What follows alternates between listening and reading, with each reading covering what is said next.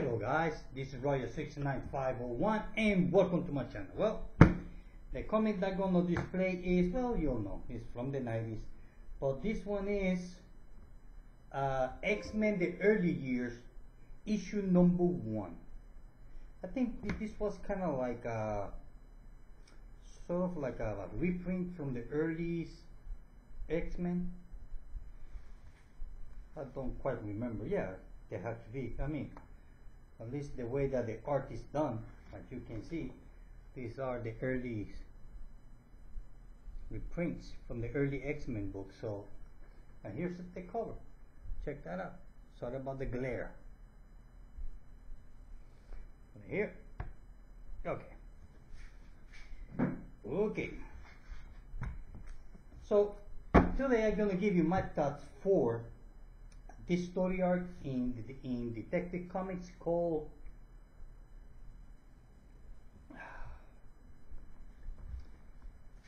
Fall of the Batman. Well, it's a 5-issue. Wait a minute. Come on. There. Okay. It's, I believe it's a 5-6. It's a 6-issue story arc. Start from issue 969. Check out this cover. Pretty neat, huh? 970, 970 with Batwoman. 971. Check that out. I like this cover. 972. Awesome cover. 973 and 974. This is also awesome cover. Well, the story. The story takes, well, how I can simplify it. Well, kind of like it's kind of like a follow-up from the first story arc that was called the Victim Syndicate. Remember this story arc? Sorry about the glare again. Well, come on.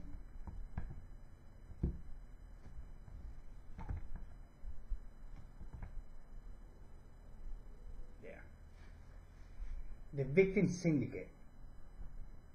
Well, this story arc is kind of like a follow-up from there. So the thing is that we have the Victim Syndicate back in Gotham City. And the story starts that we have kind of like, it reminds me of Batman, the first Batman movie, or the second Batman movie, when with the Joker a couple of years back, with the last person who did the Joker, Heath Ledger, I think it is, the actor that died. Kind of reminds me of that scene of that movie. The thing is that here we have Mothman talking with a bunch of mob people. The thing is that according to the story,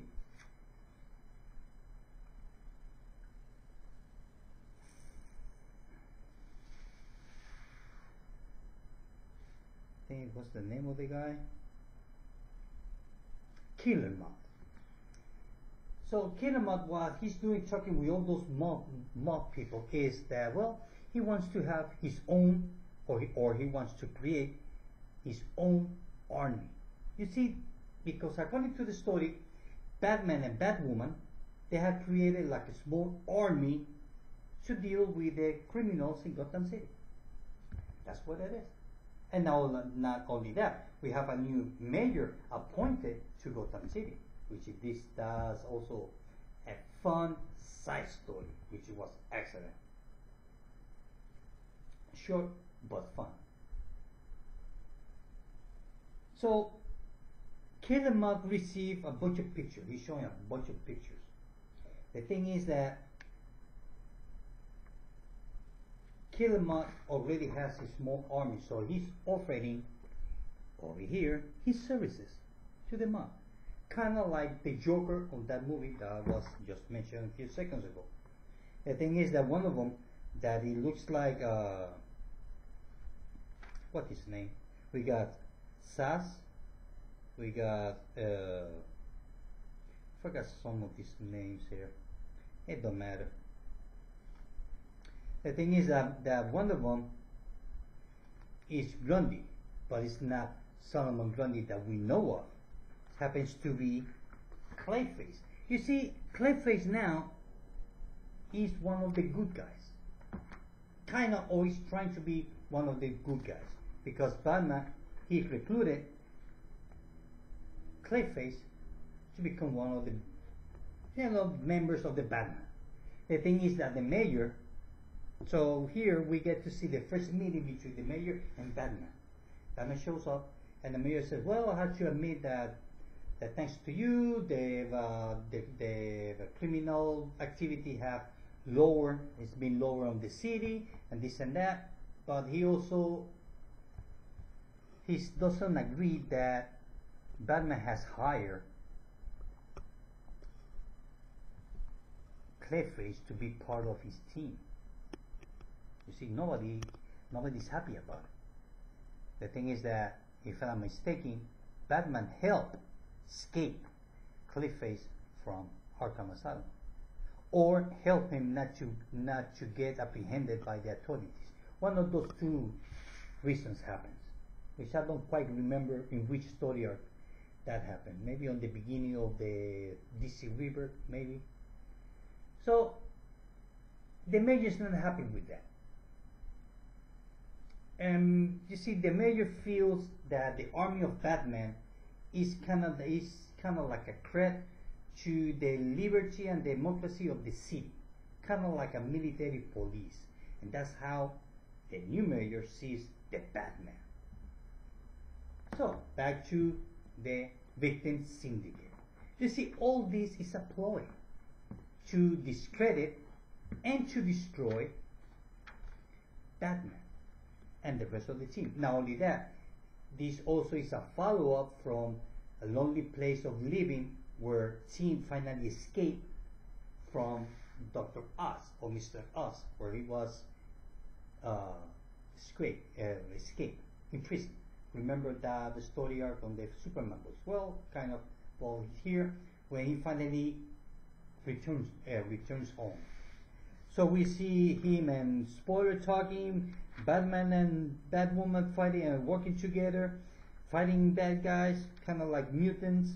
The thing is that we see the doctor, that she's working on a medicine to fix Clayface, kind of like bring him back to become human again. So the thing is that we also see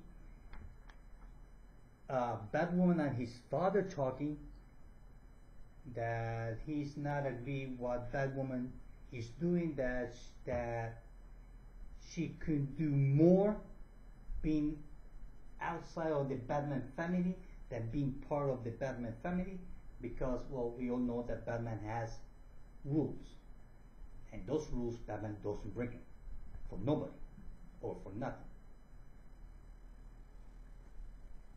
So Batwoman's father, being a general or ex-general or whatever his rank is, well, his job is to destroy the enemy regardless means of ends. So regardless, as long as he gets his job done, he's done. So we see a new news reporter that she's gonna meet up with the victim syndicate in Arkham. So they are talking. So Batman is trying to figure out about the pictures that the mayor had, and they figure out that the picture came from the cell phone from Spoiler. So now Tim doesn't trust Spoiler. So now some of the members of the family thinks that Spoiler, she's a snitch. She's the one who gave the picture away. Kind of like try to figure out not just pictures, but also some films, how they fight. So that way everybody, because those mutants or humanoids that they were fighting, Batman and Batwoman, they were imitating their fight style, all the different techniques. So it's kind of like they were fighting with themselves. Imagine you going into a punching fight, and the guy and the person that you're fighting knows everything that you know, and he will know where you're going to throw the first punch because he knows everything. It's you twice. It's like fighting with you. It's like fighting in the mirror. Same thing.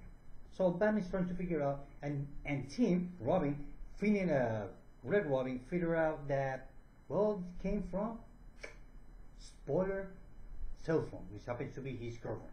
So she's not too happy. They're all arguing. The thing is that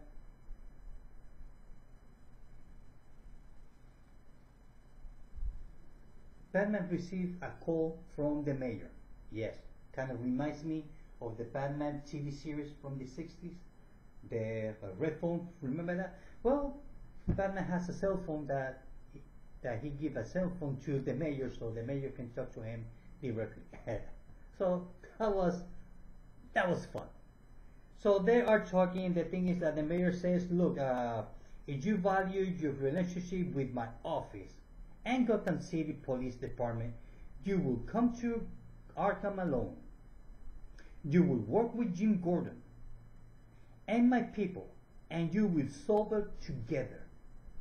Afterwards, we will discuss the disbanding of your team and returning Clayface to Arkham custody permanently. With all due respect, sir. And the mayor says, this is not a conversation. I know you're going to do whatever you damn well please, but now, when you come to understand that whatever you damn well please is going to have some damn consequences. And he just hangs up. Nobody hangs up the Batman. Well, the new mayor did. So I don't know.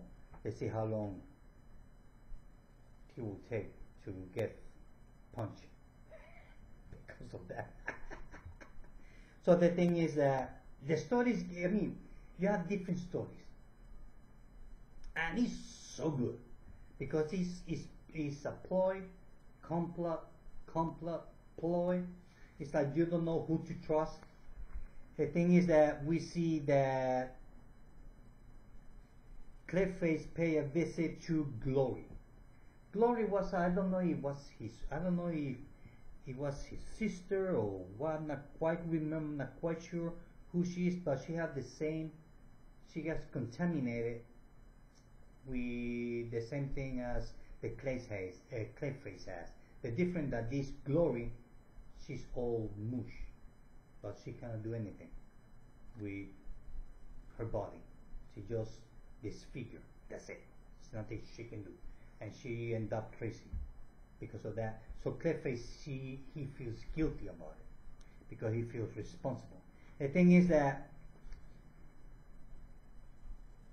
the leader of Victim Syndicate called the mayor, so the mayor can call Batman and tell him, look, I want Batman alone in Arkham Asylum. He wants to meet. Not only that once the Batman goes in, Batman says, code clearance, CEA. And the guy says, you think you're going to fight all of us? And Batman says, yeah, so let's get on with it. So actually, Batman is fighting an army of guys. Not only that, on the street of Gotham City, we have riots. People protesting.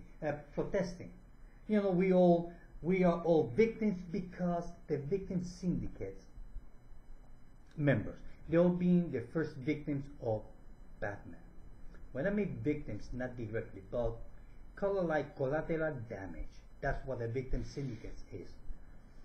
So they feel pissed off about it. And they want to strike back at Batman.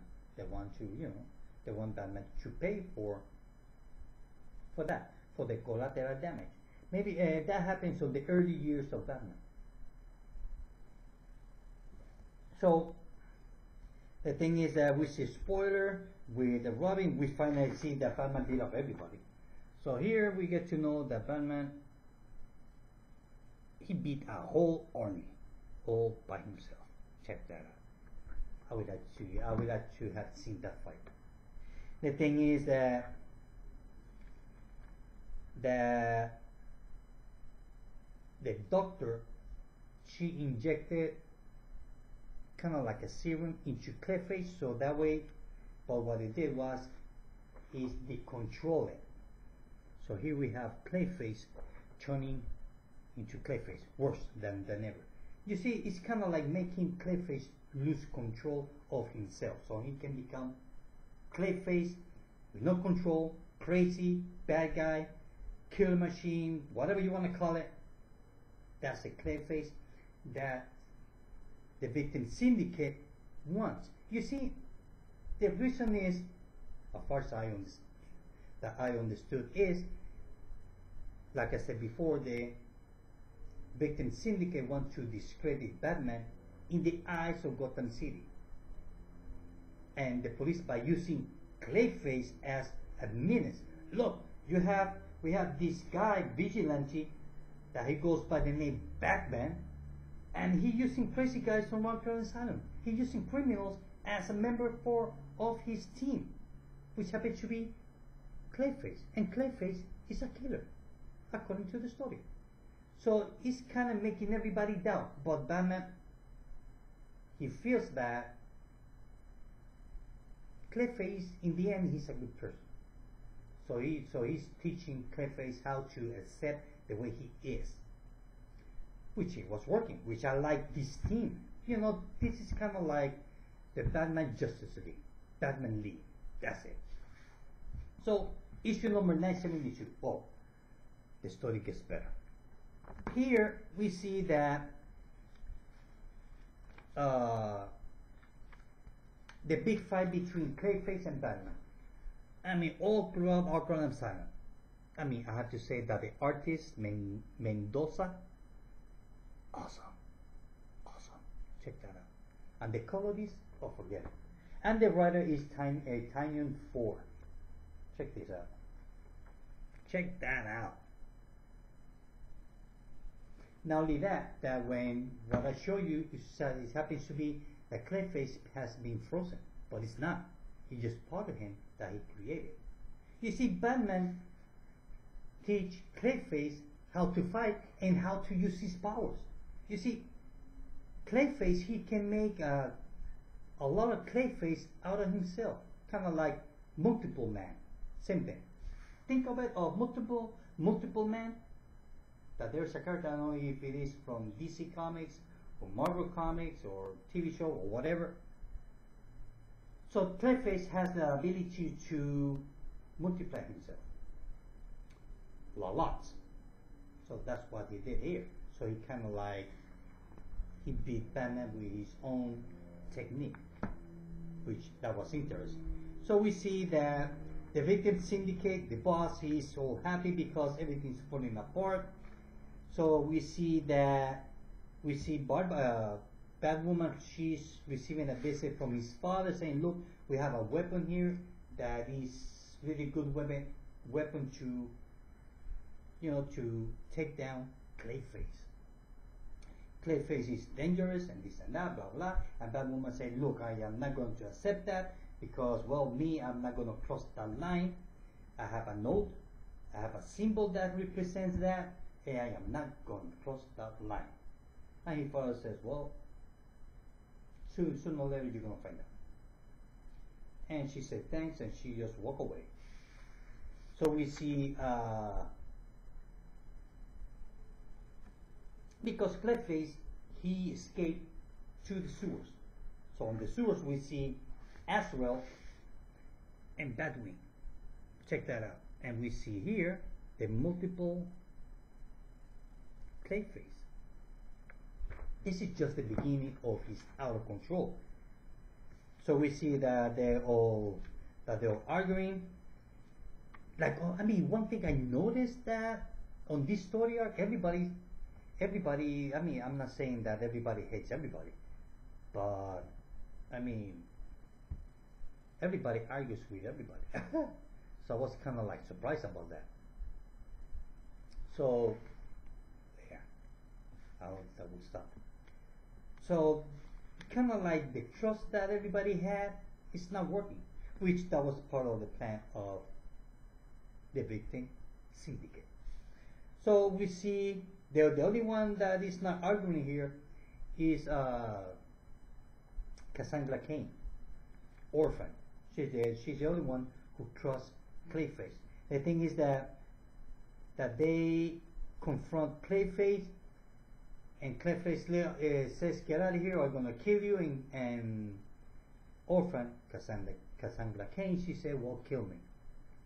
And for some reason, he cannot do it, so he went back to take human form, kind of like the Hulk, same thing. Check that out. He was out of control, and Cassandra Cain is the one who controls him, kind of like Beauty and the Beast. Beauty and the Beast.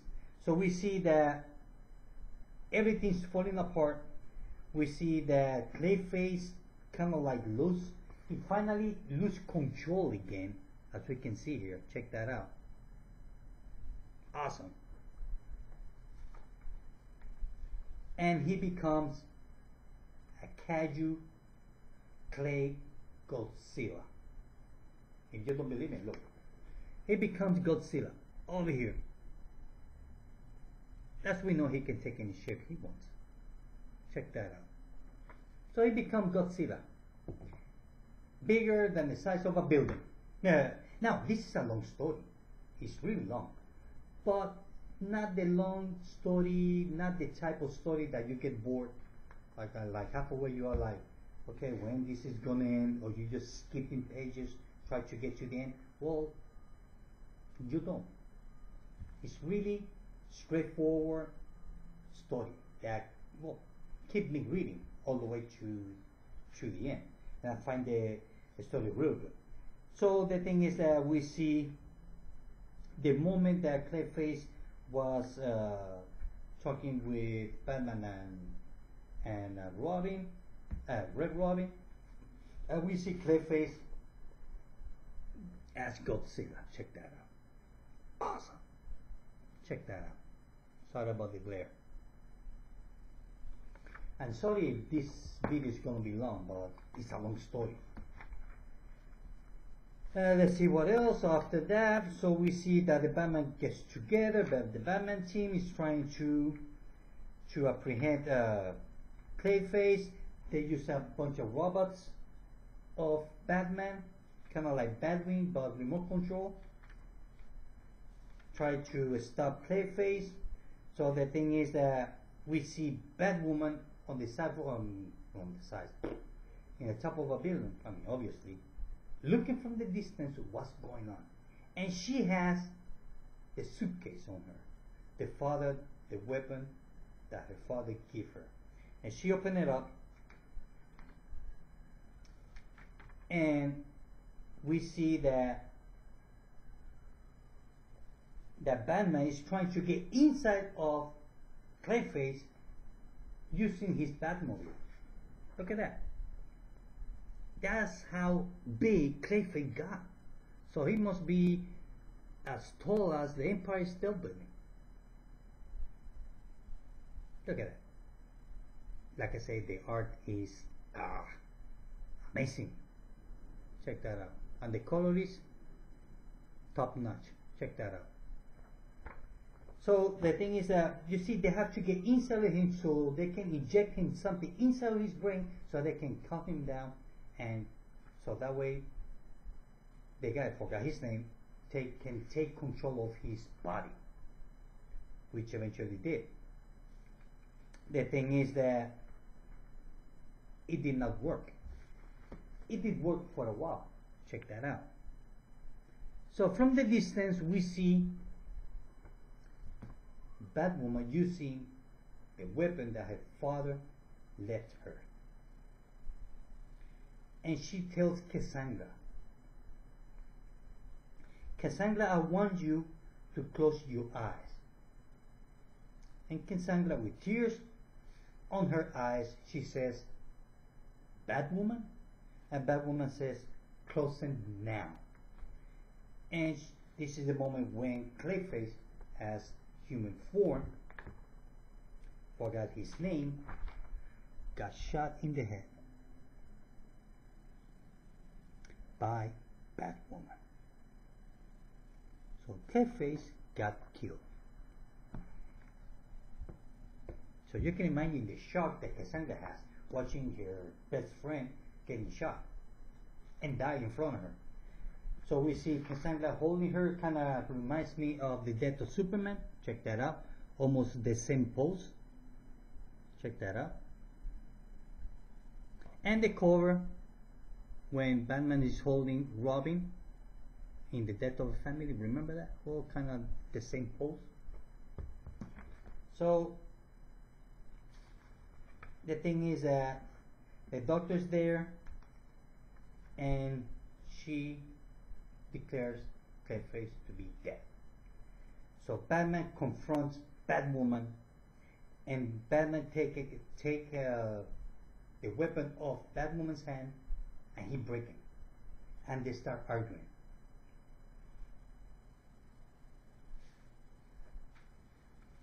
The thing is that Batman says, how could you? And she says, Batman, listen. No. How could you, Kate? How could you even think? And she says, about saving hundreds of lives from a Clayface kaiju the size of a building. You see, Batman doesn't kill. Batwoman doesn't kill either. But she sees that Clayface is out of control. He can turn into a Clayface in the size of a building. People are dying. She sees that the Batman team has no weapon against Clayface. Otherwise, they will stop him before. All the things that they have done did not work. So she has the weapon to finish the job and save lives. And Batwoman says, look, if I had to sacrifice one person for 100, I'd do it. If I had to do it again, I would do it again. The thing is that Batwoman, she stepped over the line. And this is the moment when the Batman family gets divided in two. The one that believes that Batwoman did it right goes on Batwoman's side, and the people who believe that she did it wrong goes to the Batman side. So that's what it is. So we see Cassandra that she confronts Batman. She's so pissed. She slammed her against the wall and she's screaming, why you have to kill them? And this and that. How could you? He was a good man. He could be saved and all that. And Cassandra says, look, I'm not going to fight you, Cass. But the thing is that Cassandra was so pissed that she ripped the Batman symbol of Batwoman's chest. She just ripped it out. And she says, this symbol is special. Means don't kill. Means never kill. The thing is that the Batman excused Batwoman. And Batwoman is kind of like, excuse me? And he kind of like say, look, you off duty. She just kind of like, he says, you will, oh yeah, it would be best if you took a break from active duty. And Batwoman goes like, excuse me? And Batman said, well, you heard me. So the thing is that they all get together, the whole team divides. 3 days later, we see that the doctor came up with a new drug to fix. Remember the woman that was telling you about the beginning of the story, that she was contaminated by Clayface? Well, she gets cured. According, let's see how long it will last. So the last panel over here, sorry about the glare. Well, that's how she looks like. And she did it and as a favor of Clayface, because Clayface told her, look, she deserved a chance. And the doctor says to the girl, he wanted you to have a second chance too. The ruins of Monster Town have doubled in size because of the action of you and your friends in the victim syndicate. There are hundreds of people suffering. I have work to do. What are you trying to say? He wanted you to have a second chance. Please, dear, make it worthwhile. She gave the cure to the girl as because Clayface asked her to. Just in case that it will not work with Clayface, well, at least it will work with her. So we see Spoiler talking with Robin, because Robin says that he was going to college, but he kind of like lied to it. So he's not going. And she just broke up with Red Robin. So Tim is falling apart. Not only that, we see that because on the story arc before, when he sees the Batman from the future, happens to be Tim. And he says, well, you become Batman because of Batwoman, as we see in here. But there will be some other video. So Robin sees that everything that Batman says is happening to him. That he have no control, everything against him, and all that. So we see Batwoman in her cave looking at her suit, and her father shows up, and her father put up a new crest symbol on her suit. And her father says, well, and now I got the entire Bat family ready to take me down. A girl I raised would relish the opportunity to prove those sanctimonious idiots wrong, and I have just the thing. And she says, well, Dad, what are you talking about? I'm sure you were listening. I'm grounded. And he says, if you're playing his game anyway, maybe. What do you say, soldier? Are you ready for the real mission to begin? And that's the end. Not only that, so her father put a new symbol on her Batwoman's chest, on the suit. And then from there we see that we have Brother Eye is back in action. And there's a little kid named Ulysses. He says, well, it's all coming together, isn't it? And Bob Bloody Eye says, timeline advancing as planned. Well, then let's see if Ulysses Armstrong can speed up things up a little. And that's the end of this story arc. So, this is the story arc of the end of the Batman team, of Batman family, of the Batman army, no matter how you want to call it. The death of Clayface. We have Brother Eye. We have the Batman from the future. That happens to be Tim. I mean, there's a lot of stuff going on. A lot of stuff. So if you're not reading Detective, you should read it from